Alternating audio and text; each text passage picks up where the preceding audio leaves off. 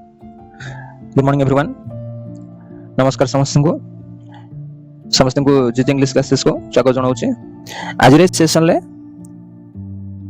आम first year invitation 1 book रे +2 science हो आर्ट्स हो कॉमर्स हो से जो पोएट्री सेक्शन अच्छी से पोएट्री सेक्शन प्रथम पोएम टी आज कंप्लीट करवा जोटा अच्छी stopping by woods on a snow evening. सबुठार गोटे मोटिवेशनल पोएम, सबुठार गोटे इमोशनल पोएम, सबुठार गोटे गोल ओरिएंटेड पोएम।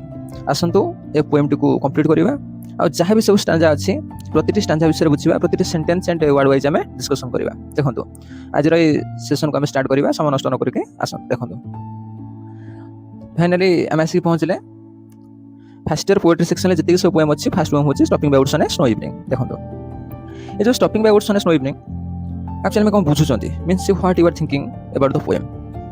तले ए पोएम आम हेडिंग देखुं means name of the poem होची stopping by woods on a snow evening. आम एक्चुअली कौन भावुं कौन बुझुं पोएम विषय means what you are thinking about the poem stopping by woods on a snow evening. देखो stopping means कौन poem रे heading कौन टिके भलसे बुझिबा तापर आगु जिबा। Stopping means someone is staying means कहीं भी गोटे लोक रही जाइए मे बी रबली फर्स्ट हूँ मे बी तुम हो मे बी मुझे।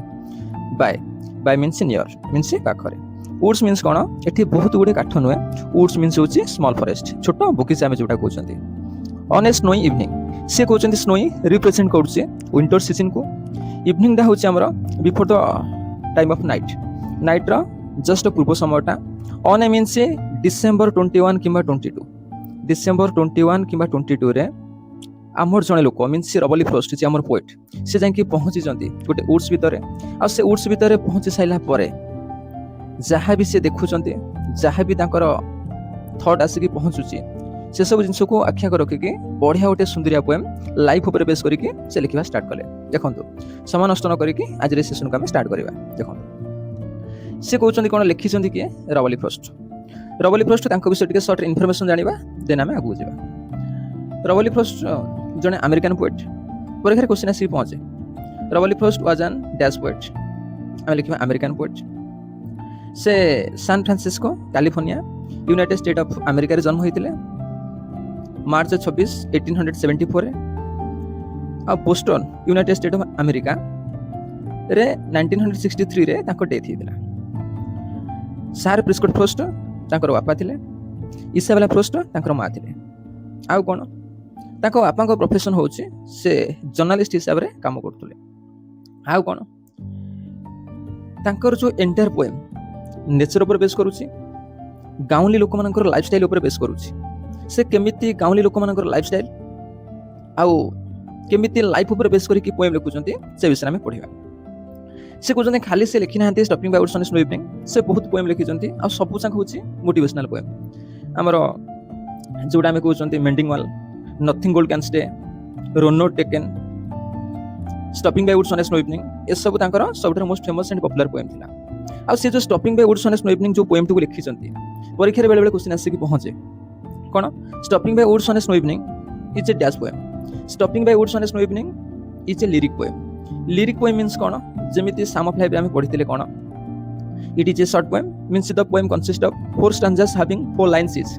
एई जो पोएम रे चारिटी आम स्टांजा पाइबा प्रतिटी स्टांजा रे 4टा लाइन मीन्स टोटली 16 लाइन्स को आम पोएम रे पाइबा। आउ कोन it is a short poem means ए छोटो पोएम टे। It has only one narrator. ए जो पोएम रे तमे जणको as a narrator means character हिसाब रे जणको पाइबो। आउ कोन it is a short poem it has only one narrator. It is shows the personal feelings and emotions of a person. गोटे लोकर पर्सनल फीलिंग्स और इमोशन विषय ये पोएम टी हमको डिस्क्राइब करी हुए कोटा stopping by woods on a snow evening. आउ कोन सी जने एमितिका जने पोएट थिले 4 थर से पोएट्री पाई मीन्स पोएम पाई पॉलिटिजर प्राइज को से पाइथिले के हमर जो पोएट विलियम वर्ड्सवर्थ। हां फाइनली आमे शॉर्ट रे गोटे इन्फॉर्मेशन पाई गले केवल से stopping by woods on a snow evening लिखि नांती, रोनो टेकन लिखिचंती, फायर एंड आइस लिखिचंती, मेंडिंग वाल लिखिचंती, ब्रिजेस मध्ये लिखिचंती। सबठारो हाईएस्ट डिमांडेड ए सब तांकर पोएम थिला। देखंतु से एक्चुअली प्रथम स्टांजा रे से कोन कहउचंती who woods these are I think I know his house is in the village though he will not see me stopping here to watch his woods fill up with snow. से कहउचंती प्रथम a poem को पढ़िबा पूर्व a poem रो टिके rhyme scheme को आमे बुझिबा। परीक्षा बेले बेले क्वेश्चन आसी पहुंचे what is the rhyme scheme of the poem stopping by woods on a snow evening. देखंतु राइम स्कीम रे से देला know though A then here B पुणी snow A A A B A means आमर ए जो poem stopping by woods on a snow evening रो rhyme scheme होची कोन प्रथम स्टैंजा होची A B A second stanza रे भी A B A third stanza रे भी ए बी ए किंतु फोर्थ स्टैंजा रो राइम स्कीम होची टिके अलग अछि कोन आमे जोडा कहउचंती ए राइम स्कीम टिके नजर करथिबे फर्स्ट स्टैंजा रे राइम स्कीम होची A B A second stanza rhyme scheme होची A B A third stanza rhyme scheme होची ए बी ए आ फोर्थ स्टैंजा राइम स्कीम होची ए से कहउचंती राइम स्कीम ऊपर मोटे वीडियो नै आसीबी आ राइम स्कीम ऊपर हमर जहां भी सब डाउट्स रहउची से सब हमें क्लियर कर दबा देखंतु प्रथम स्टैंजा रे से कोन कहउचंती whose woods these are I think I know whose means कोन कहार woods means small forest woods means small forest एठी वुड्स काठ नुए एठी होची woods means small forest means छोट बगीचा आमे जो गां रे कोंती ना तांकर ओटे आंब बगीचा अछि तांकर ओटे बिजुली बगीचा अछि तांकर ओटे कदली बगीचा अछि से कहउचंती से ओटे बगीचा हुज वुड्स जेतले रबली फ्रोस्ट गोटे गां देखि क्रॉस करके जाउचंती से पोएम टाको लिखितले गोटे गां पाखरे आ से गां ना होची कोन फ्रांकोनिया पाखरे से पोएम टाको लिखितले means stopping by woods on a snow evening जेतले से फ्रांकोनिया गां टाको क्रॉस करके जाउचंती जस्ट 100 मीटर डिस्टेंस रे से गोटे वुड्स को देखुचंती आ से वुड्स एते एक्चुअली सुंदर हितला वुड्स रो नेचुरल ब्यूटी तांको अट्रैक्टिव करके धरला जेतले से 4टा बेले मींस आफ्टरनून टाइम रे जेतले से जाउतले मे बी तांको लक्ष्य रखी से जुआड भी जांतो सेही समय जेतले वुड्स को से देखुचंती जस्ट फ्रांकोनिया एटा होची बंध ए बंध पर जाउतले के रबली फ्रोस्ट एटा होची फ्रांकोनिया गां से कहउचंती जस्ट फ्रांकोनिया गांटा को क्रॉस करचंती एटी से ओटे वुड्स देखुचंती एतले एटी से ओटे वुड्स देखले मींस बगीचा से वुड्स एक्चुअली एते सुंदर थिला से बाध्य होई कि तांकर पाथरा को चेंज करके से वुड्स भीतर को एंट्री कले आ जेतले से जाके वुड्स भीतर पहुंची गले बहुत गुडे गछ को देखिले आ गछ को देखि सल्ला परे तांको माइंड रे ओटे थॉट आसी पहुंचुची बढ़िया गछ सब अछि बढ़िया बगीचाटे मींस से मु जो वुड्स भीतर पहुंची जाईची who is the owner of the woods means से बगीचार मालिक किए मु जो वुड्स भीतर पहुंची जाईची से जो वुड्स रो मालिक किए हु woods this are I think I know से कहउछन जेतले से वुड्स भीतर पहुंची जाउछंती सेही समय रे at the time there is a question arises in his mind तांको माइंड रे गोटे क्वेश्चन आसी कि पहुंचुची who is the owner of the woods actually ए बगीचार मालिक किए बोली जेहेतु not a single person present near him तांको पाखरे कोनोसी भी लोक नथिले तांको माइंड तांको हार्ट तांको रेस्पोंड दोउची कोन I think I means the poet I know means the poet Robert Frost जेहेतु कोनोसी लोक से वुड्स भीतर प्रेजेंट नथिले केवल एकुटिया रबली फ्रोस्ट से वुड्स भीतर प्रेजेंट थिले तो से वुड्स भीतर पहुंची कि वुड्स रो नेचुरल ब्यूटी की एन्जॉय करछंती सेही समय रे तांको माइंड रे क्वेश्चन आसी कि पहुंची who is the owner of the woods आ सेही समय रे से कहउचंती कोन I think I know means he thinks he knows who is the owner of the woods से भाबुचंती at that time the poet not here 100% he is just assuming से भाबुचंती से चिंता करछंती कोन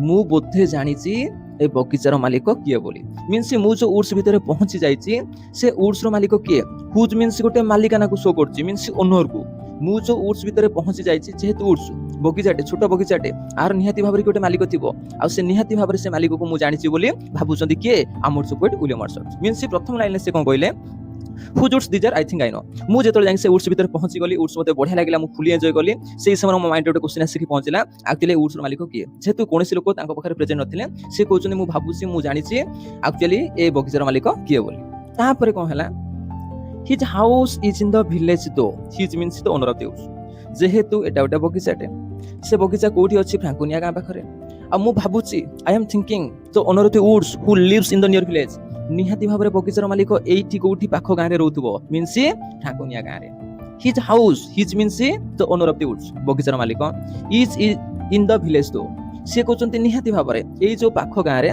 जेहेतु बगीचाटा गां पाखर थिला आ सेति में निहाती भाबरे बगीचार मालिक एठी कोठी पाखा पाखी एरिया रे रहउथबो पाखा पाखी गां रे रहउथबो आ कोन he will not see me stopping here he means the owner of the woods से कहउचंती मु एई जो बगीचा भितरे छिडा हेची बगीचार मालिक मते देखि परिबो नाही पिक्चर देखि पारथुबे हमर जो रबली फ्रोस्ट छिडा हेचंती गोटे ଉଡ୍ସ ଭିତରେ। ସିଏ କହୁଛନ୍ତି ମୁଁ ଯୋଉ ଇଭିନିଂ ଟାଇମରେ ଏ ଯୋଉ ଉଡ୍ସ ଭିତରେ ପହଞ୍ଚି ଯାଇଛି ବଗିଚାର ମାଲିକ ମତେ ଦେଖିପାରିବ ନାହିଁ because at the time the owner of the woods was not presented there.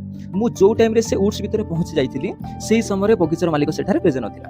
Means ତମେ କ୍ଲାସରେ ପାଟି କରୁଥିବ, ଯଦି ସାର୍ ମାନେ ପ୍ରେଜେଣ୍ଟ ଥିବେ ଜାଣିଦେବା ଆକ୍ଚୁଆଲି କିଏ ପାଟି ଗଲା। ଯଦି କ୍ଲାସରେ ସାର୍ ମାନେ ପ୍ରେଜେଣ୍ଟ ନଥିବେ ଜାଣିପାରିବେ କି? ସିଏ କହୁଛନ୍ତି ସେଇଭଳିଆ ମୁଁ ଯୋଉ ଟାଇମରେ ସେ ଉଡ୍ସ ଭିତରେ ପ୍ରେଜେଣ୍ଟ ଥିଲି ସେଇ ଟାଇମରେ ଉଡ୍ସର ମାଲିକ ସେଠାରେ ନଥିଲା, ସେଥିପାଇଁ ସେ ମତେ ଦେଖିପାରିବ ନାହିଁ। ଆଉ କଣ? To watch his woods fill up with snow. ଆଉ ମୁଁ ଦେଖିଲି କଣ? ଟୁ ୱାଚ୍ ମିନ୍ସ ମୁଁ ପୁରା ନିରିଠେଇକି ଦେଖିଲି, ବ୍ରିଫଲି ଦେଖିଲି, ପୁରା କ୍ଲୋଜଲି ଦେଖିଲି। କାହାକୁ? ତାହାର ଉଡ୍ସକୁ। ମିନ୍ସ ହିଜ୍ କଣ? ଏଠି ହଉଛି ହିଜ୍ କାହାକୁ ରିପ୍ରେଜେଣ୍ଟ କରୁଛି? ଓନରକୁ। ସିଏ କହୁଛନ୍ତି ମାଲିକର ଉଡ୍ସ ମିନ୍ସ ବଗିଚାକୁ ମୁଁ ନିରିଠେଇକି ଦେଖିଲି, ବହୁତ ସମୟ ପର୍ଯ୍ୟନ୍ତ ଦେଖିଲି। ଆଉ କଣ ଦେଖିଲି? Feel up with snow means ସେ ଆକାଶରୁ ସବୁ ସ୍ନୋ ପଡୁଛି, ସବୁ ତୁଷାରପାତ ହଉଛି ଆକାଶରୁ, ଯେହେତୁ ଏଟା ହଉଛି winter season. Though it was the winter season though snow is falling from the sky.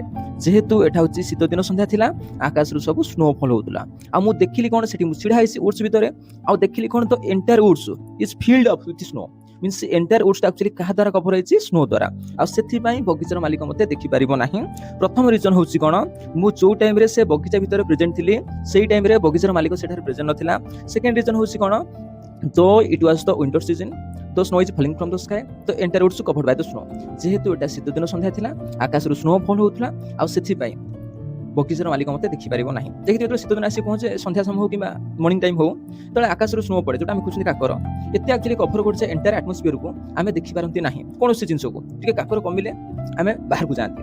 ନହେଲେ ଦେଖିଥିବେ ସବୁ ଗାଡି ମାନଙ୍କରେ ୟେଲୋ କଲର ଯୋଉଟା ଆମେ କହୁଛନ୍ତି ଫଗ୍ ଲାଇଟ୍ ୟୁଜ କରନ୍ତି। କହୁଛନ୍ତି ଯେହେତୁ ଏଟା ହଉଛି ଇଭିନିଂ ଟାଇମ୍ ଥିଲା, ଆକାଶରୁ ସ୍ନୋ ଫଲ ହଉଥିଲା, ଏଣ୍ଟାୟାର ଉଡ୍ସଟା ଆକ୍ଚୁଆଲି କାହା ଦ୍ୱାରା କଭର ହେଇଥିଲା? ସ୍ନୋ ଦ୍ୱାରା। ଆଉ ସେଥିପାଇଁ ବଗିଚାର ମାଲିକ ମତେ ଦେଖିପାରିବ ନାହିଁ। କିନ୍ତୁ ମୁଁ ଏଣ୍ଟାୟାର ଉଡ୍ସଟାକୁ ବ୍ରିଫଲି ଦେଖୁଛି, କ୍ଲୋଜଲି ନଜର କରୁଛି। ଦେଖନ୍ତୁ फाइनाली आमर फास्ट आंसर कंप्लीट ହେଇଛି। ମୁଁ ଆଉ ଥରେ ସର୍ଟରେ କହି ଦଉଛି କଣ? Whose woods these are I think I know. ସେ ଉଡ୍ସ ଭିତରେ ପହଞ୍ଚୁଛନ୍ତି, ଆଉ ସେ ଭାବୁଛନ୍ତି ଏ ବଗିଚାର ମାଲିକ କିଏ ବୋଲି। ଯେହେତୁ କୌଣସି ଲୋକ ନଥିଲେ, ସେ ନିଜକୁ ନିଜେ ଆନ୍ସର ଦଉଛନ୍ତି, ମୁଁ ଭାବୁଛି, ମୁଁ ଜାଣିଛି ଏ ବଗିଚାର ମାଲିକ କିଏ ବୋଲି। His house is in the village ତ। ଯେହେତୁ ଏଟା ଗୋଟେ ବଗିଚା ଗାଁ ପାଖରେ ଅଛି, ନିହାତି ଭାବରେ ଏ ବଗିଚାର ମାଲିକ ଏଇଠି କୋଉଠି ପାଖ ଗାଁରେ ରହୁଥିବ। ଆଉ କଣ? ହି ୱିଲ୍ ନଟ୍ ସି ମି ଷ୍ଟପିଂ ହିୟର। ମୁଁ ଏଠି ଛିଡା ହେଇଛି ବୋଲି ବଗିଚାର ମାଲିକ ମତେ ଦେଖିପାରିବ ନାହିଁ। କାହିଁକି? ମୁଁ ଯୋଉ ଟାଇମରେ ସେ ଉଡ୍ସ ଭିତରେ ପହଞ୍ଚି ଯାଇଥିଲି ସେଇ ଟାଇମରେ ବଗିଚାର ମାଲିକ ସେ ଉଡ୍ସ ଭିତରେ ପ୍ରେଜେଣ୍ଟ ନଥିଲେ। ଆଉ କଣ? To watch his woods. ସେଇ ବଗିଚାର ମାଲିକର ଉଡ୍ସକୁ ମୁଁ ବଢିଆ ସେ ଦେଖୁଛି, ବଗିଚାକୁ ବଢିଆ ସେ ଦେଖୁଛି, ପାଖରୁ ଦେଖୁଛି। ଆଉ କଣ? Feel up with snow. ଆଉ ଦେଖିଲି କଣ? ଏଣ୍ଟାୟାର ଉଡ୍ସଟା ଆକ୍ଚୁଆଲି କାହା ଦ୍ୱାରା କଭର ହେଇଛି? ଆମର ଯୋଉ ସ୍ନୋ ଦ୍ୱାରା। ଫାଇନାଲି ଆମର ପ୍ରଥମ ଷ୍ଟାଞ୍ଜାଟି କମ୍ପ୍ଲିଟ୍ ହେଇଛି। ଦେଖନ୍ତୁ ସେକେଣ୍ଡ ଷ୍ଟାଞ୍ଜା ପାଖରେ ଆମେ ପହଞ୍ଚୁଛନ୍ତି।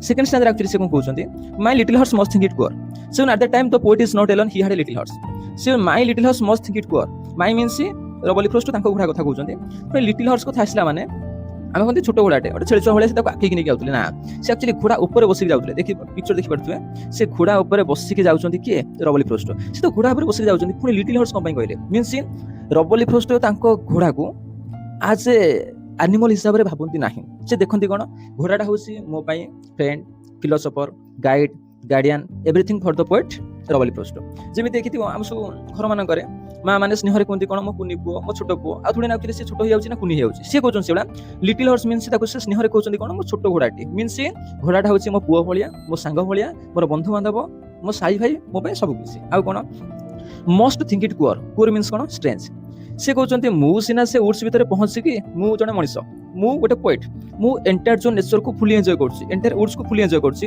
किंतु घोड़ार से एंजॉयमेंट नथिबो निहाती भाबरे मो सांगर जो घोड़ाटी आसी से एक्चुअली पुअर फील करथिबो पुअर मींस कोन स्ट्रेंज मनीष माने एंजॉय करंती कोन से पक्षी किबा पशु एंजॉय करंती कि ना से कहते निहाती भाबरे मो सांगर जो छोटो घोड़ाटी आसीछि जो घोड़ाटी को मु बहुत भल पाए must think it poor means निहाती भाबरे से ऑड पुअर मींस कोन ऑड फील करिबा स्ट्रेंज फील करिबा मींस गोटे अद्भुत फील करथिबो आउ कोन पई से अद्भुत फील करथिबो to stop without a farmhouse near माने घोड़ार माइंड रे गोटे थॉट आसी पहुंचतो there is no farmhouse there is no resting place for the poet stop here एठी तो कोनोसी फार्म हाउस नाही एठी तो कोनोसी रेस्टिंग प्लेस नाही किंतु मोर जो मालिक एक्चुअली एठी रहिसंती कोन पई ए सब विषय भाबी कि से ऑड फील करथिबो निहाती भाबरे किए कहउचंती हमर जो पोएट रबली फ्रोस्ट आउ कोन between the woods and frozen lake परीक्षा क्वेश्चन आसे रबली फ्रोस्ट आ तांको घोड़ा एक्चुअली रहिथिले कोठी से कहउचंती वुड्स आ फ्रोजन लेक रो मझी रे देखंतु एटा होची वुड्स मींस बगीचा हां से असंती कोठी एई जगह रे मिटिले एटा होची फ्रोजन लेक लेक मींस कोन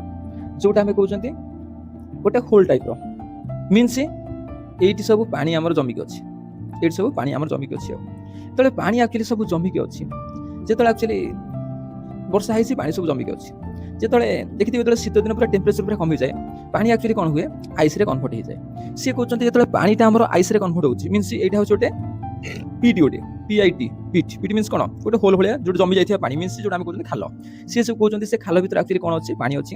ଆଉ ସେ ପାଣିଟା ଆକ୍ଚୁଆଲି କ'ଣ ହେଇଛି ଯେତେବେଳେ ଟେମ୍ପରେଚର ପୁରା କମିଯାଇଛି ଆକାଶରୁ ସ୍ନୋଫଲ୍ ହେଉଛି ପୁରା ଆଇସ୍ରେ ସେ ପାଣି ପୁରା କନଭର୍ଟ ହେଇଯାଇଛି। ସିଏ କହୁଛନ୍ତି ରବଲି ଫ୍ରଷ୍ଟ ଆଉ ତାଙ୍କ ଘୋଡ଼ା ସେ ଆଇସ୍ରେ କନଭର୍ଟ ହେଇଯାଇଥିବା ଖାଲ ଯୋଉଟା ଆମେ କହୁଛନ୍ତି ଗୋଟେ ଟାଇପ୍ର ପୋଖରୀ, ସିଏ କହୁଛନ୍ତି ସେ ଖାଲରେ ଆକ୍ଚୁଆଲି ଯୋଉ ପାଣି ଅଛି ସେ ପାଣି ସବୁ ଆଇସ୍ରେ କନଭର୍ଟ ହେଇଯାଇଛି।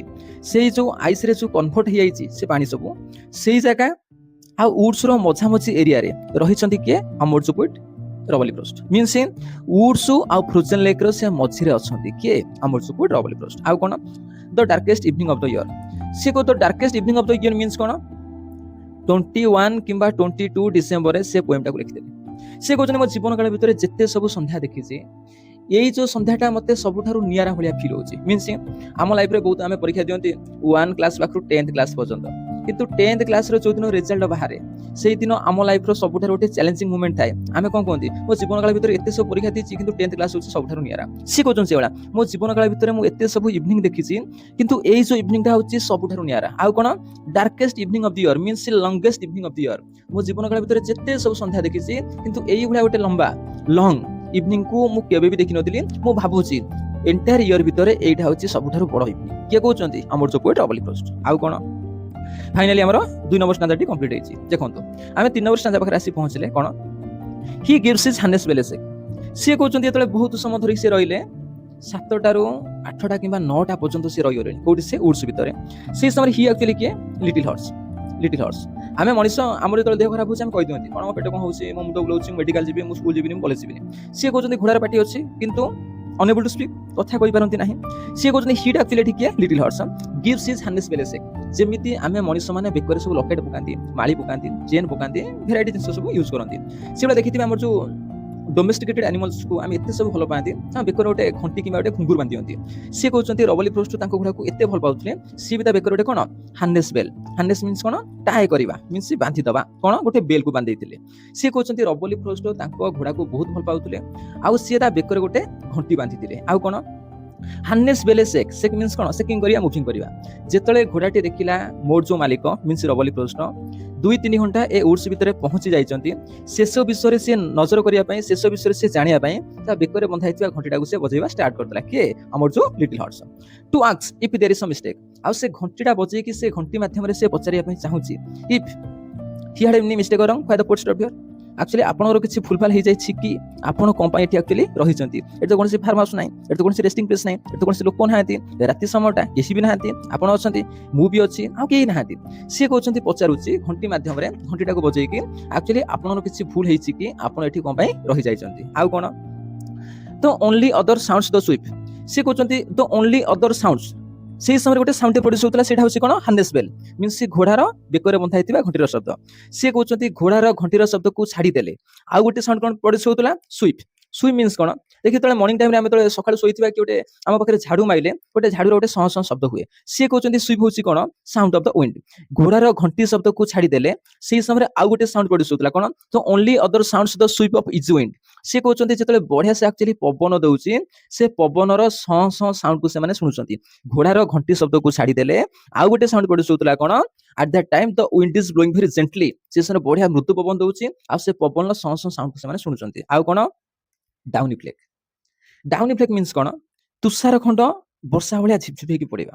ଯେତେବେଳେ ଆକ୍ଚୁଆଲି ଉପରୁ ଆମର ତୁଷାର ଖଣ୍ଡ ସବୁ ପଡୁଛି ତାକୁ ଆମେ କୁହନ୍ତି ଡାଉନି ଫ୍ଲେକ୍।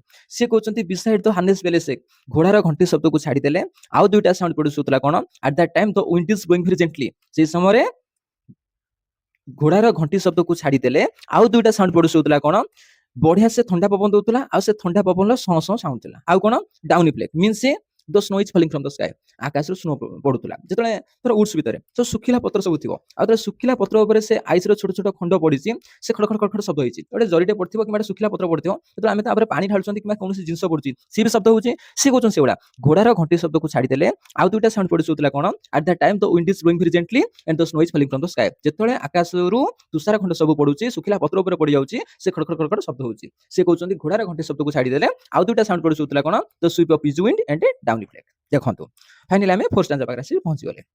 କ'ଣ ସବୁଠାରୁ ଏଇ ଯୋଉ ଷ୍ଟାଞ୍ଜାଟା ହେଉଛି କଷ୍ଟଲି। ଆମର ଯୋଉ first Prime minister of India ଥିଲେ ପଣ୍ଡିତ ଜବାହରଲାଲ ନେହେରୁ, ଆଉ ତାଙ୍କର ବହୁତ ଫେଭରାଇଟ୍ ଥିଲା ଲାଷ୍ଟ ଦୁଇ ଲାଇନ୍ ଯୋଉଟା ଆମେ କହୁଛନ୍ତି miles to go before sleep and miles to go before sleep. ଦେଖନ୍ତୁ the woods are lovely dark and deep. Robert Frost କହୁଛନ୍ତି ଉଡ୍ସ ଏଇ ଯୋଉ ସୁନ୍ଦର ବଗିଚାଟା କ'ଣ the woods are lovely at the time the poet here uses three adjective means ସେ ତିନିଟା ସେ ଆଡଜେକ୍ଟିଭ ୟୁଜ କରୁଛନ୍ତି। ଉଡ୍ସଟା ଆକ୍ଚୁଆଲି କୋଉ ଭଳିଆ ଥିଲା ସେ ବିଷୟରେ ଜାଣିବା ପାଇଁ ଲଭଲି ମିନ୍ସ ହେଉଛି ଭେରି ବ୍ୟୁଟିଫୁଲ, ବହୁତ ସୁନ୍ଦର ଦେଖାଉଥିଲା। କୋଉଟା ଆମର ଯୋଉ ଉଡ୍ସଟା ମିନ୍ସ ସେ ଉଡ୍ସଟା ବହୁତ ସୁନ୍ଦର ଦେଖାଉଥିଲା। ଡାର୍କ ମିନ୍ସ କ'ଣ ଆବସୋଲ୍ୟୁଟଲି ଡାର୍କ ମିନ୍ସ ସେ ବହୁତ ଅନ୍ଧାର, ମିନ୍ସ ପୁରା କିଟକିଟ ଅନ୍ଧାର। ସେ କହୁଛନ୍ତି ବହୁତ ସୁନ୍ଦର ଦେଖାଉଥିଲା, ବହୁତ ଅନ୍ଧାର ବି ଦେଖାଉଥିଲା। ଆଉ ଡିପ୍, ଡିପ୍ ମିନ୍ସ କ'ଣ ଏକ୍ସଟେଣ୍ଡିଂ ଫାର, ଯୋଉଟା ଆମେ କହୁଛନ୍ତି କ'ଣ କେତେ ଏରିଆକୁ ନେଇକି କଭର ହେଇଛି। Density of the forest means actually ଏଇ ଯୋଉ ଉଡ୍ସଟା କେତେ ଏରିଆକୁ ନେଇକି କଭର ହେଇଛି ମୁଁ ଆରାମସେ ଆଇଡେଣ୍ଟିଫାଏ କରିପାରୁଥିଲି। ମିନ୍ସ ବଗିଚାଟା ବହୁତ ସୁନ୍ଦର ଦେଖାଉଥିଲା, ଅନ୍ଧାର ଦେଖାଉଥିଲା, ଆଉ କେତେ ଏରିଆକୁ ନେଇକି କଭର ହେଇଥିଲା ମୁଁ ଆରାମସେ ଜାଣିପାରୁଥିଲି। ଆଉ କ'ଣ but I have promises to keep. 2 ଘଣ୍ଟା 3 ଘଣ୍ଟା ପରେ ତାଙ୍କ ମାଇଣ୍ଡରେ ଗୋଟେ କ୍ୱେଶ୍ଚନ୍ ଆସିକି ପହଞ୍ଚିଲା କ'ଣ at that time the poet remembers that he has a lot of duties and responsibilities in his life। ସେ ମନେ ପକେଇଲେ ହେଇ ମୁଁ ଏଠି ଉଡ୍ସ ଭିତରେ କ'ଣ କରୁଛି, ମୋର ତ ବହୁତ ଡ୍ୟୁଟିଜ ଅଛି, କର୍ତ୍ତବ୍ୟ ଅଛି, ବହୁତ ରେସ୍ପନ୍ସିବିଲିଟିଜ ମିନ୍ସ ବହୁତ ଦାୟିତ୍ୱ ଅଛି। ଉଡ୍ସ ଭିତରେ ରହିକି ମଜାମସ୍ତି କରିକି ନେଚରକୁ ଏନ୍ଜୟ କରିବା, ଏଠି ତ ଏନ୍ଜୟମେଣ୍ଟ କରିବା ଆକ୍ଚୁଆଲି ମୋ ଲକ୍ଷ୍ୟ ନଥିଲା। ମୁଁ ଏଠି ଆକ୍ଚୁଆଲି କରୁଛି କ'ଣ ସେଇ ସମୟରେ ତାଙ୍କ ଲାଇଫର ସେ ଲକ୍ଷ୍ୟଟାକୁ ମନେ ପକାଉଛନ୍ତି। ଧର ତମର 15 ଦିନ ପରେ ପରୀକ୍ଷା ଅଛି, ବୋର୍ଡ ପରୀକ୍ଷା, ତମ ଗାଁରେ ଗୋଟେ ପୂଜା ଫଙ୍କସନ ଅଛି, ତମେ ଗଲ 3-4 ଘଣ୍ଟା ଟାଇମଟାକୁ ଲସ୍ କରିଦେଲ। ତେଣୁ 3-4 ଘଣ୍ଟା ପରେ ତ ମାଇଣ୍ଡ ଗୋଟେ କ୍ୱେଶ୍ଚନ୍ ଆସିବ ଯେ ଭାଇ ମୁଁ କରୁଛି କ'ଣ, ରାତି ପାଇଲେ ମୋ ପରୀକ୍ଷା, 15 ଦିନ ଅଛି କିନ୍ତୁ ଆମେ କୁହନ୍ତି କ'ଣ ରାତି ପାଇଲେ ମୋ ପରୀକ୍ଷା, ମୁଁ ନ ପଢିକି ଏଠି ମୁଁ ସମୟଟାକୁ ନଷ୍ଟ କରୁଛି, ଭଗବାନ ସମୟଟାକୁ ନଷ୍ଟ ନ କରିକି ମୁଁ ଯାଉଛି ପଢିବି। ସିଏ କହୁଛନ୍ତି ସେଇଭଳିଆ ସିଏ ମନେ ପକାଉଛନ୍ତି at the time the poet remembers ମୋର ବହୁତ ରେସ୍ପନ୍ସିବିଲିଟିଜ ଅଛି, ମୋର ବହୁତ ଡ୍ୟୁଟିଜ ଅଛି, ମୁଁ ତାକୁ ଫୁଲଫିଲ୍ କରିବି। ଏଠି ରହିଲେ ମୁଁ କେବେ ବି ଫୁଲଫିଲ୍ କରିପାରିବି ନାହିଁ। ତମେ ଯେମିତି କହୁଛ ଭୋଜି ଭାତ ମତେ କ'ଣ ମିଳିବ, ଜୀବନ ସାରା ମୁଁ କେତେ ଭୋଜି ଖାଇବି, ଆଉ କ'ଣ ଜୀବନ ସାରା ମୁଁ ପରୀକ୍ଷା ଦେବି କି? ସିଏ କହୁଛନ୍ତି ସେଇଭଳିଆ ତାଙ୍କ ଲାଇଫର ଲକ୍ଷ୍ୟଟାକୁ ସିଏ ମନେ ପକାଉଛନ୍ତି। ଆଉ କ'ଣ and miles to go before sleep and miles to go before sleep। miles to go means କ'ଣ continue journey of life। miles to go means continue journey of life, journey of life। ଦେଖନ୍ତୁ slip ଦୁଇଥର ଲେଖା ହେଇଛି, slip ଆମର ଦୁଇଥର ଲେଖା ହେଇଛି। ପ୍ରଥମ slip ହେଉଛି rest, second slip ହେଉଛି କ'ଣ death, death. and miles to go means continue journey of life। ଯେ ପର୍ଯ୍ୟନ୍ତ ଆକ୍ଚୁଆଲି ମୋ ଗୋଲ ପାଖରେ ମୁଁ ନ ପହଞ୍ଚିଛି ଫାଷ୍ଟ ସ୍ଲିପ୍ ହେଉଛି ରେଷ୍ଟ, ମୁଁ ରେଷ୍ଟ ନେବି ନାହିଁ। ଯେ ପର୍ଯ୍ୟନ୍ତ ମୋ ଲକ୍ଷ୍ୟଟାକୁ ମୁଁ ଡିଜର୍ଭ ନ କରିଛି, ଯେ ପର୍ଯ୍ୟନ୍ତ ମୋ ଲକ୍ଷ୍ୟ ପାଖରେ ମୁଁ ନ ପହଞ୍ଚିଛି ରେଷ୍ଟ ନେବି ନାହିଁ। ଆଉ କ'ଣ ଆଣ୍ଡ ମାଇଲ୍ସ ଟୁ ଗୋ, ଆଉ କ'ଣ ସେ ପର୍ଯ୍ୟନ୍ତ ମୁଁ ଯାତ୍ରାଟାକୁ କଣ୍ଟିନ୍ୟୁ କରିବି ବିଫୋର ଆଇ ସ୍ଲିପ୍, ମୃତ୍ୟୁ ପୂର୍ବରୁ means before death I want to fulfil my dream or ambitions. ମୋର ଯେତିକି ସବୁ ଡ୍ରିମ୍ ଅଛି, ମୋର ଯେତିକି ସବୁ ଗୋଲ ଅଛି, ମରିବା ପୂର୍ବରୁ ମୁଁ ସେସବୁ ଗୋଲକୁ ମୁଁ ଡିଜର୍ଭ କରିକି ମରିବି। ସେ କହୁଛନ୍ତି ନା ମୁଁ ରେଷ୍ଟ ନେବି ନା ମୃତ୍ୟୁ ମତେ ଛୁଇଁ ପାରିବ, ମୁଁ ସେଇଭଳିଆ ମୋ କାମଟାକୁ କଣ୍ଟିନ୍ୟୁ କରିବି। ଆଉ ଯେ ପର୍ଯ୍ୟନ୍ତ ମୋ ଗୋଲ ପାଖରେ ମୁଁ ନ ପହଞ୍ଚିଛି ସେ ପର୍ଯ୍ୟନ୍ତ କଠିନ ପରିଶ୍ରମ କରି ଚାଲିବି। ମିନ୍ସ ଏଇ ଯୋଉ ପୋଏମର ଆକ୍ଚୁଆଲି ଥିମ୍ କ'ଣ ରବଲି ଫ୍ରଷ୍ଟ ଆମକୁ ନିହାତି ଭାବରେ ସଜେଷ୍ଟ କରୁଛନ୍ତି କ'ଣ ଲାଇଫରେ ଗୋଟେ ଲକ୍ଷ୍ୟ ରଖନ୍ତୁ ଆଉ ସେ ଲକ୍ଷ୍ୟଟାକୁ ଡିଜର୍ଭ କରିବା ପାଇଁ ଟ୍ରାଏ କରନ୍ତୁ। ଯେତେବେଳେ ସେ ଲକ୍ଷ୍ୟ ପଛରେ ଆମେ ଯାଉଛନ୍ତି ସେଇ ସମୟରେ ଆମ ଲାଇଫରେ ବହୁତ ଅବଷ୍ଟାକଲ ଆସିକି ପହଞ୍ଚେ, ବ୍ୟାଡ୍ ସର୍କମଷ୍ଟାନ୍ସେସ୍ ଆସିକି ପହଞ୍ଚେ, ବହୁତ ଗୁଡ୍ ସର୍କମଷ୍ଟାନ୍ସେସ୍ ବି ଆସିକି ପହଞ୍ଚେ। କୌଣସି ସିଚୁଏସନକୁ ଆଖିଆଗ ନ ରଖିକି ତମ ଲକ୍ଷ୍ୟଟାକୁ ଆଖିଆଗ ରଖ ଆଉ ସେ ଲକ୍ଷ୍ୟଟାକୁ ଡିଜର୍ଭ କରିବା ପାଇଁ ଟ୍ରାଏ କର। Means always you should try to set a goal in your life and try how to deserve it। ଲାଇଫରେ ସବୁବେଳେ ଗୋଟେ ଲକ୍ଷ୍ୟ ରଖ ଆଉ ସେ ଲକ୍ଷ୍ୟଟାକୁ କମ୍ପ୍ଲିଟ୍ କରିବା ପାଇଁ ଟ୍ରାଏ କର। ଫାଇନାଲି ଆମର 4th ଷ୍ଟାଞ୍ଜାଟି କମ୍ପ୍ଲିଟ୍ ହେଇଛି। ଆଉ ଏ 4th ଷ୍ଟାଞ୍ଜାର ଆଇମ୍ ସ୍କିମ୍ ହେଉଛି କ'ଣ ଏ ଏ ଏ ଏ। ଆଉ ଯଦି କାହାର କିଛି ଡାଉଟ୍ ଥାଏ କମେଣ୍ଟ ସେକ୍ସନରେ କମେଣ୍ଟ ଦେବେ। ଆଉ ଆମର ୟୁଟ୍ୟୁବ ଚ୍ୟାନେଲକୁ ସବସ୍କ୍ରାଇବ କରିବା ପାଇଁ ଟୋଟାଲି ଭୁଲିବେନି। ଆଜିର ଏଇ କ୍ଲାସକୁ ଆମେ ଏଇଠି ଏଣ୍ଡ କରିବା। Thank you very much, thank you, ଜୟ ଜଗନ୍ନାଥ।